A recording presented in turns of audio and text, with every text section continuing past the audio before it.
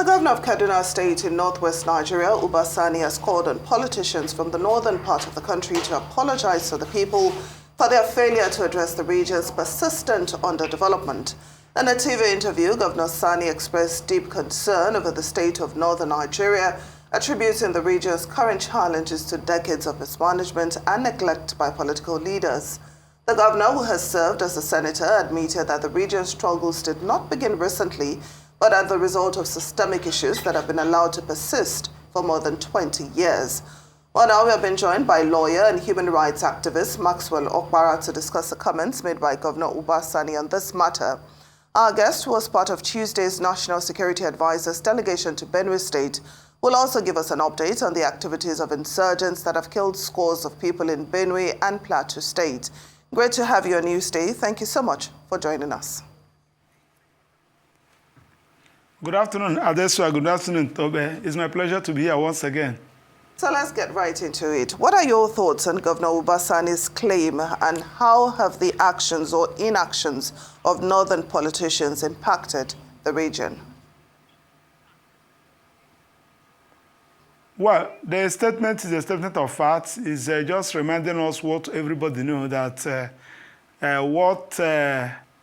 Nigerians are suffering in general is as a result of bad leadership of our country in general. And what the Northerners are suffering, insecurity and what have you, is bad leadership given by the, in quote, Northern political leaders.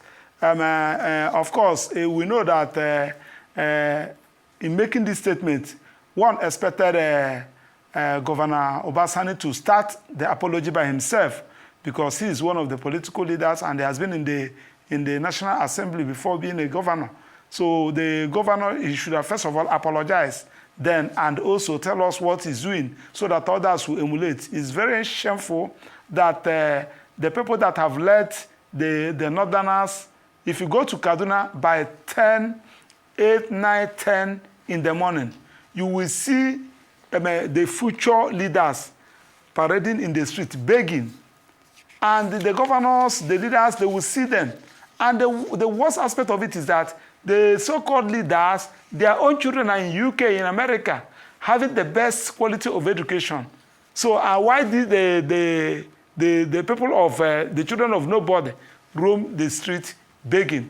So it's a statement of facts, and one expected him, after making that statement, to tell us what he have in place to eradicate illiteracy and the poverty in the north, starting from Kaduna. It's not enough for making the statement of what we know, that somebody, you have allocation meant for the state, to develop the state, to develop education sector, health sector, and better the life of the citizen. They would prefer to convert it to themselves, probably traveling to Dubai, Saudi Arabia, changing the teeth, changing another, getting another wives, getting better flashy cars. And if the people complain too much, you build mosque for them and give them one cow and some bags of rice to eat, and they will clap for you.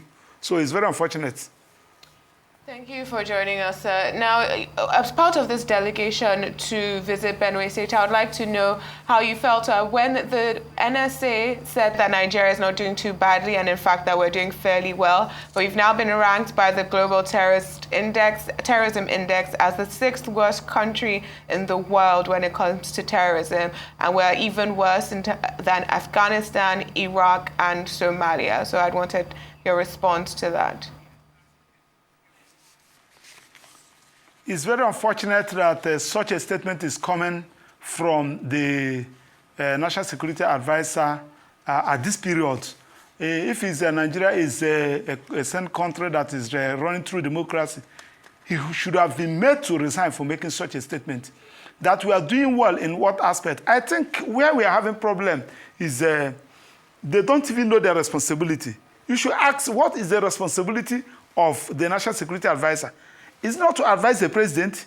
Is it not to coordinate other security agencies? Is it not to develop the security policies, crisis management, and what have you?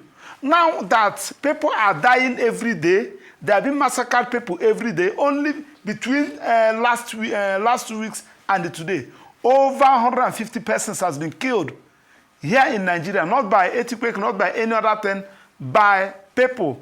They have 4 hours operation, 3 hours operation. Nobody will intervene. Nobody will come for. Nobody will challenge them. They will kill, rape, steal, and go. You only come out to say that we are doing well. Doing well in what aspect? I'm calling on the National Security Advisor and the Minister for Defense. 2 of them should resign.